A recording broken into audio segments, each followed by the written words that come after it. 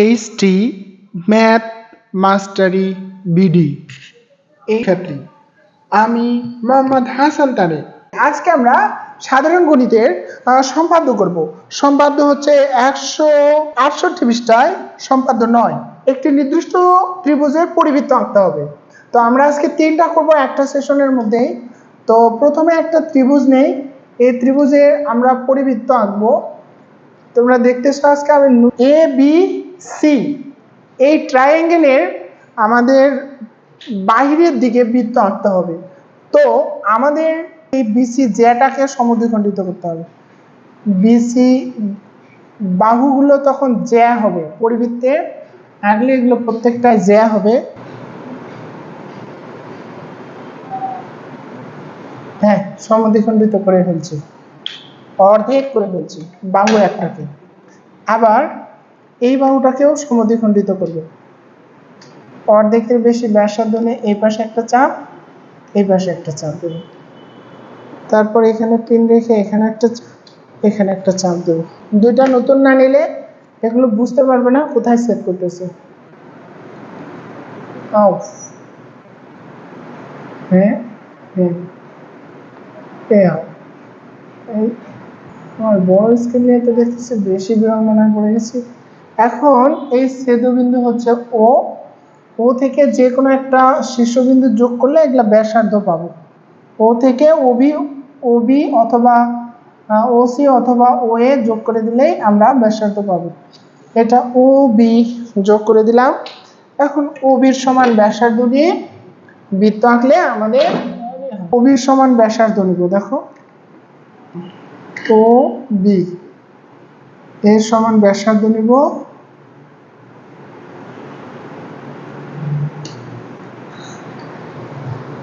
Touch করছে, এই পাশে টাচ করছে। ওবি সমান ব্যাসার্ধ নিয়ে বৃত্ত আঁকলে আমাদের এখানে কেন্দ্র ও আর পি, ওবি সমান ব্যাসার্ধ নিয়ে বৃত্ত আঁকলে এবিসি ত্রিভুজে পরিবৃত্ত অঙ্কন হয়ে যাবে। তো প্রথম কাজ, বিসি বাহুকে সমদ্বিখণ্ডিত করি, এবি বাহুকে সমদ্বিখণ্ড করি, সমদ্বিখণ্ডক দ্বয় পরস্পর বিন্দুতে ছেদ করেছে, ও কমা বি যোগ করি। ও কমা বি যোগ করলে ওবি এর সমান ব্যাসার্ধ নিয়ে ওকে কেন্দ্র করে একটি বৃত্ত অঙ্কন করতে হবে, তাহলেই আমাদের পরিবৃত্ত এবিসি ত্রিভুজের পরিবৃত্ত অঙ্কন হয়ে যাবে। আশা করি তোমরা বুঝছো।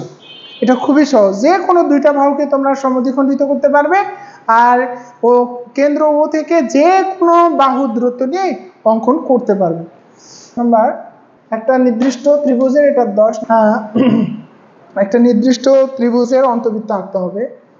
তো অন্ত মানে ভিতরে, এই একটা বাহু নিলাম, আবার এই একটা বাহু নিলাম, আবার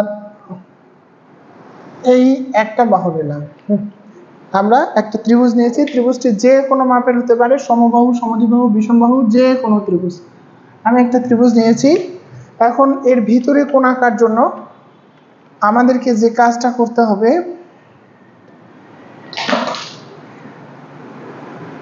কোণগুলোকে সমদ্বিখণ্ডিত করতে হবে, যে কোনো দুইটি কোণ। আমাদের নিচে যেগুলো কোণ আছে এগুলোকে সমদ্বিখণ্ডিত করব, এই দুইটি কোণকে সমদ্বিখণ্ডিত করব। তো অর্ধেকের বেশি ব্যাসার্ধ, এখান থেকে চাপটা বড় নেওয়া যাবে না, অর্ধেকের বেশি নিয়ে এরকম চাপ দিতে হবে, এখানে পিন রেখে এরকম চাপ দিতে হবে। এটাও বড় রাখা যাবে না, এরকম চাপ দিতে হবে, অর্ধেকের বেশি ব্যাসার্ধ নিয়ে এখানেও চাপ দিতে হবে। এরা এখন যোগ করে দিব, যে বিন্দুতে মিলবে এ তো আমি যোগ করে দিচ্ছি।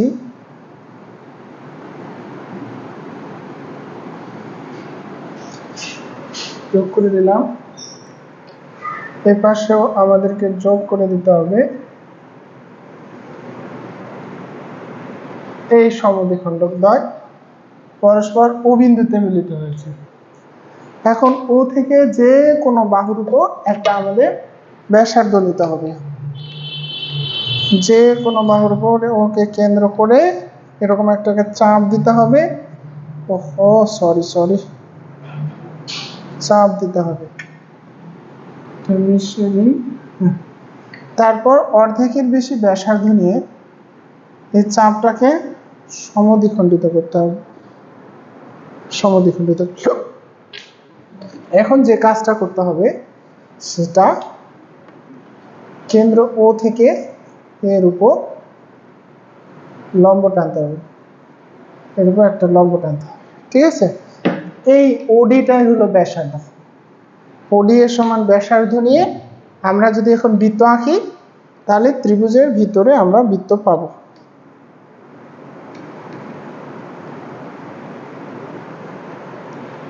এই টাচ করছে,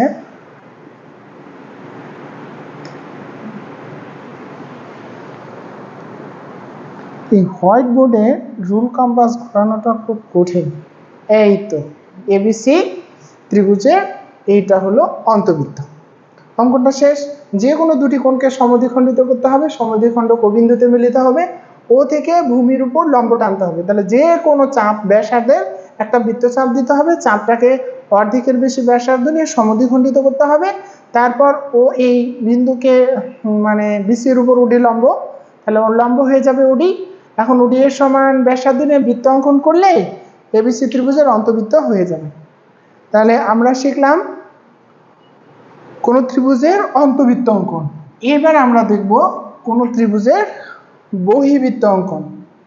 প্রথমে আমরা একটা ত্রিভুজ নিতে হবে, একটা ত্রিভুজ নিয়ে নিচ্ছি, ওটা আরো একটু বড় করে নিই। হ্যাঁ, আরো একটা ত্রিভুজ নিচ্ছি। এটা একটু বাঁকা হয়ে গেল। এগুলো স্কেল বোর্ডে বসার পর মানে খুবই নড়াচড়া করে, এগুলো কন্ট্রোল করা যায় না, একদম এরকম অবস্থা। এই বাহুটাকে আরো বড় করে নিতে হবে।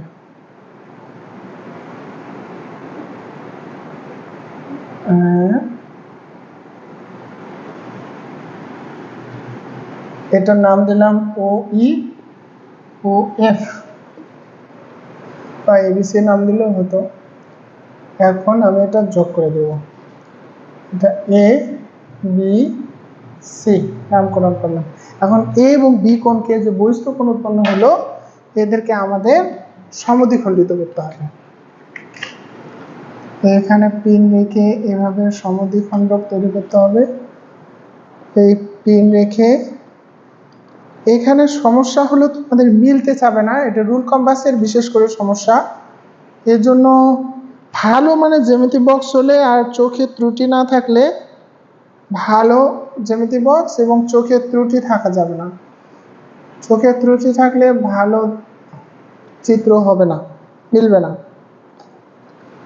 আর জ্যামিতি বক্সটাও সঠিক হতে হবে, ভালো জ্যামিতি বক্স হতে হবে। তো আমরা এখন এই সমদ্বিখণ্ডক অঙ্কনের কাছেই, এই ছেদ করার কাছেই মূল, যে ছেদবিন্দুটা আগে টার্গেট করে নিয়ে স্কেল বসে দিতে হবে, দেওয়ার পর এইভাবে যোগ করে দিতে হবে, তাহলে মোটামুটি সঠিক কেন্দ্র হবে। আর একটু তো এদিক সেদিক হতে পারে, তবে তোমাদের খাতাতে হবে না। খাতার পেজ যদি ভালো হয়, রুল কম্পাস যদি ভালো হয়, তাহলে চিত্র মিলবেই। এখন আমাদের যে কোনো বাহুর উপর একটা চাপ নিতে হবে, এরকম চাপ নেওয়ার পর এই চাপটাকে অর্ধেকের বেশি ব্যাসার্ধ নিয়ে এটাকে সমদ্বিখণ্ডিত করতে হবে। আমি ভুল বলছি, যে কোনো বাহু না, এই বাহু এবি বিসি বাহুর বর্ধিতাংশ অথবা এবির উপর অথবা এসি বাহুর বর্ধিতাংশের উপর এরকম চাপ নিতে হবে। এখানে নিলাম, এখানে নিলেও হবে, অথবা এই পাশে নিলেও হবে।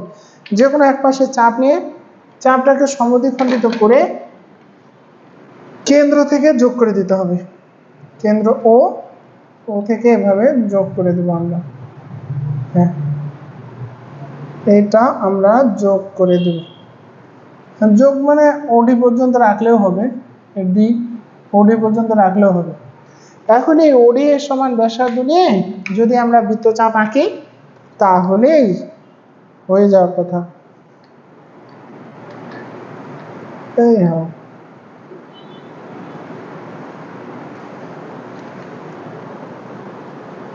অঙ্কন করো।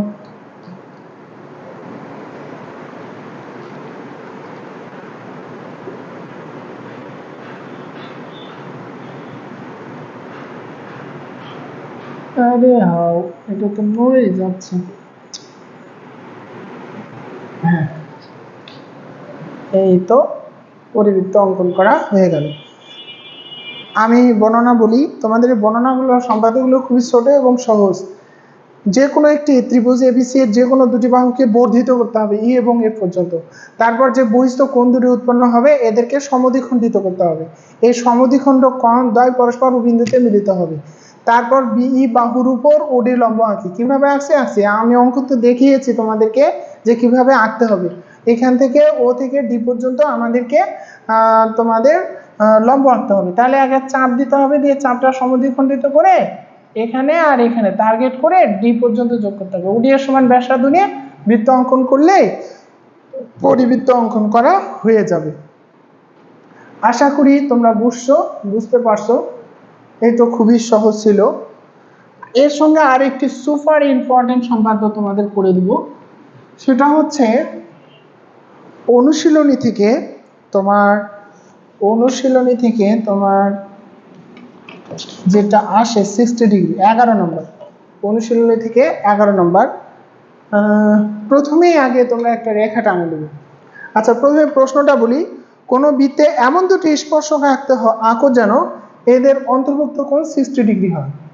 তো এটা খুব সহজ করে করার জন্য প্রথমে একটি রেখা টানে নিব, নিয়ে এইটাতে আমরা কেন্দ্র করব। দেখো কৌশলটা দেখো, আমাদের এটা অনুশীলনীর 11 মানে 8.5 প্রশ্নমালার 11 নম্বর জ্যামিতিটা।